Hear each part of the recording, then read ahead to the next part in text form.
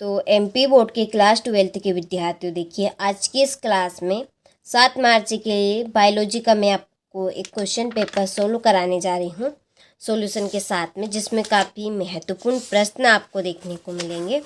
तो चलिए बिना किसी डाउट के वीडियो को शुरू करते हैं और सारे ही प्रश्नों को हम सॉल्यूशन के साथ में अच्छे से समझेंगे। ठीक है, तो देखिए पहला प्रश्न है कि पर्यावरण संरक्षण अधिनियम कब पारित किया गया? तो इसका आंसर है 1986। दूसरा है इथिडियम ब्रोमाइड का उपयोग किसके अभिरंजन में होता है? तो इसका आंसर है डीएनए। तीसरा है सरटोली कोशिकाएं पाई जाती है वृषण में। चौथा है जब नर व मादा जनांग एक ही प्राणी में पाए जाते हैं तो उन्हें कहते हैं द्विलिंगी। पांचवा अर्धसूत्री विभाजन को कहा जाता है न्यूनकारी विभाजन। छठा है हुमुलिन क्या है? तो एक ये आपका हार्मोन। ठीक है, देखिए इसके पहले मैं आपको एक सेट इसी का बता चुकी हूँ, तो मैं आपको देखिए 4 ऐसे कंटेंट देने वाली हूँ जो प्रॉपर आपकी परीक्षा में आएगा। तो देखिए यह है आपका सेट ए, जो मैं आपको पहले बता चुकी हूँ। ये सेट बी हम देख रहे हैं, जैसा कि आपने शुरू में स्क्रीन के ऊपर देखा होगा। ये आपका सेट सी और आखिरी आपका रहेगा डी। तो ये 4 प्रश्न पत्र मैं आपको दे रही हूँ जिनमें ऐसा कंटेंट रहेगा, 100% आपके प्रश्न इन्हीं कंटेंट में से रहेंगे, एक भी आपका आउट नहीं जाएगा। ठीक है, तो मैं आपको देखिए चारों ही सेट बताऊंगी सॉल्यूशन के साथ में, और पूरे सॉल्यूशन की पीडीएफ हमने तैयार कर ली है। तो उसके लिए आपको इसी वीडियो की डिस्क्रिप्शन में जाना है, वहाँ पर आपको एक कॉन्टेक्ट नंबर मिलेंगे, आप उन पर कॉल करें, आपको पूरी जानकारी मिल जाएगी। ठीक है, चलिए तो ये आपके इंग्लिश मीडियम वालों के लिए है चूज द करेक्ट ऑप्शन। तो पहले का आपका ए है, दूसरे का भी ए, तीसरे का डी रहेगा, चौथे का बी, पांचवे का बी और छठे का डी। ठीक है, तो देखिए मैं आपको इन 4 प्रश्न पत्र में ऐसा कंटेंट दे रही हूँ जो 90% परीक्षा में आएगा। तो अच्छे से आपको चारों सेट पेपर को कंप्लीट करने हैं। तो देखिए अगले प्रश्न में है रिक्त स्थानों की पूर्ति कीजिए। पहला है कि डीएनए फिंगरप्रिंटिंग तकनीक किसने विकसित की? इसका आंसर है आपका सर अलेक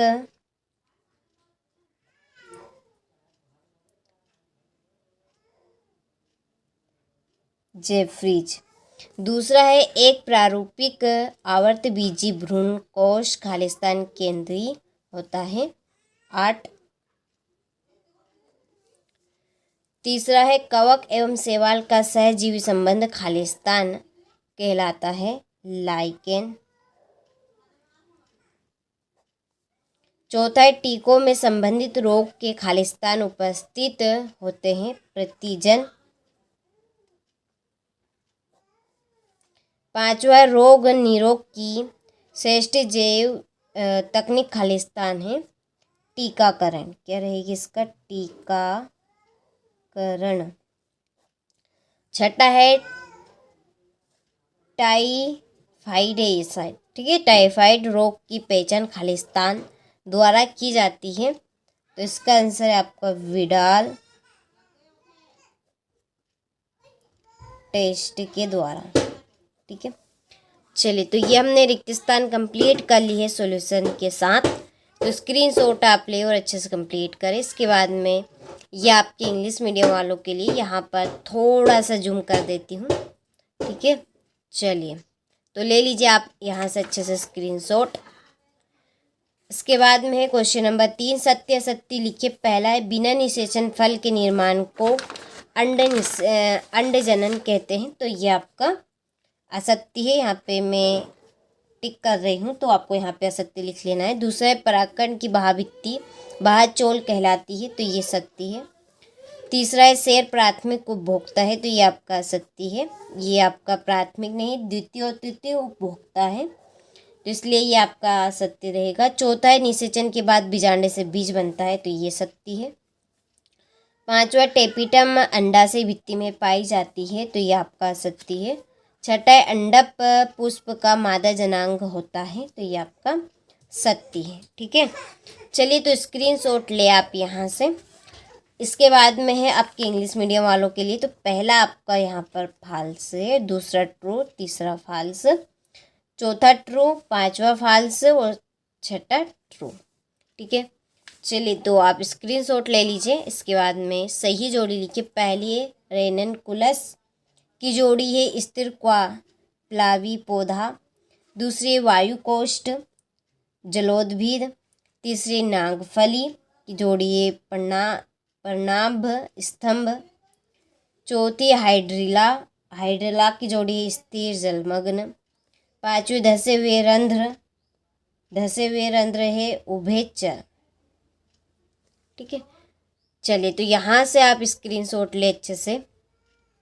ये आपके इंग्लिश मीडियम वालों के लिए। तो यहाँ पर मैंने जोड़ी के नंबर डाल दी है, तो आप अच्छे से कंप्लीट करें। अगला है एक वाक्य में उत्तर दीजिए। पहला है मछली पालन को क्या कहते हैं? तो मछली पालन को फिश फार्मिंग कहेंगे। दूसरा है मानव में लिंग निर्धारण किस क्रोमोसोम के कारण होता है? एक्स और वाई। तीसरा है बीओडी का पूरा नाम लिखिए। तो बीओडी का पूरा नाम है आपका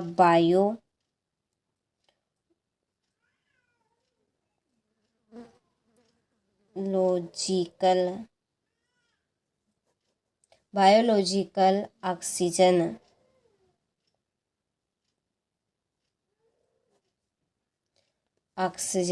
डिमांड। चौथा है कि जैव उर्वरक के रूप में प्रयोग किए जाने वाले एक साइनोबैक्टीरिया का नाम लिखिए। तो इसका आंसर है आपका, यहाँ पर मैं लिख देती हूँ इसका आंसर। ठीक है, नॉन स्टॉक या एनाबिना आप लिख सकते हैं। पांचवा है सूक्ष्म जीवों द्वारा खपतवार नियंत्रण पद्धतियों को क्या कहते हैं? तो इसका आंसर है आपका जैविक नियंत्रण। ठीक है, चलिए तो स्क्रीनशॉट ले आप यहाँ से। इसके बाद में ये आपके इंग्लिश मीडियम वालों के लिए। ठीक है, फिल कर दी है तो कंप्लीट अच्छे से करना है। छठा प्रश्न है ZIFT और GIFT में कोई दो अंतर लिखे। तो 2 नंबर का ये इम्पोर्टेंट प्रश्न है। सातवां ऑक्सीजन क्रांति क्या है? अपसारी जैव विकास क्या है? सॉल्यूशन की PDF के लिए इसी वीडियो की डिस्क्रिप्शन में एक कॉन्टैक्ट नंबर दिए हैं, आप उन पर कॉल करें, आपको पूरे प्रश्न की PDF मिल जाएगी सॉल्यूशन की। तो यह है आपका 13वां प्रश्न। ठीक है, अपराग क्या है? अपराग के कोई 2 कार्य लिखने। तो 3 नंबर का लगभग ये आपका प्रश्न है। ठीक है, तो सारे प्रश्नों को आप अच्छे से कंप्लीट करें। चलिए, चौथा प्रश्न है जीनोटाइप एवं फिनोटाइप में 3 अंतर लिखिए। 15वां है GMO किसे कहते हैं, इसकी उपयोगिता लिखिए।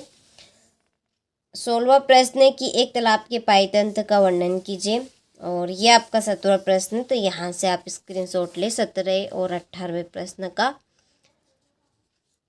ठीक है, सॉल्यूशन की PDF के लिए जो नंबर दिए हैं आप उन पे ज़रूर कॉल कर लीजिएगा, सारे प्रश्न की आंसर शीट आपको मिल जाएगी। तो यह है आपका 19वां प्रश्न। मनुष्य में जीवाणुओं द्वारा फैलने वाले किन्हीं 4 रोगों के नाम, कारण व 2 लक्षण लिखिए।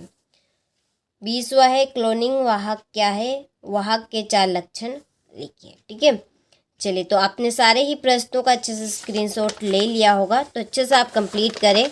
देखिए, वही कंटेंट मैं आपको दे रही हूँ जो 90% परीक्षा में आएगा। तो 4 कंटेंट मैं आपको दूंगी केवल 4 प्रश्न पत्र में, आप यह कंप्लीट कर लीजिए, आउट एक भी प्रश्न नहीं जाने वाला है। तो ये था आपका सेट B। इसके बाद में हम देखिए सेट अब C देखेंगे। ठीक है, और D रहेगा। 4 मात्र रहेंगे आपके 4 प्रश्न पत्र, तो आपको इनको अच्छे से कंप्लीट कर लेना है।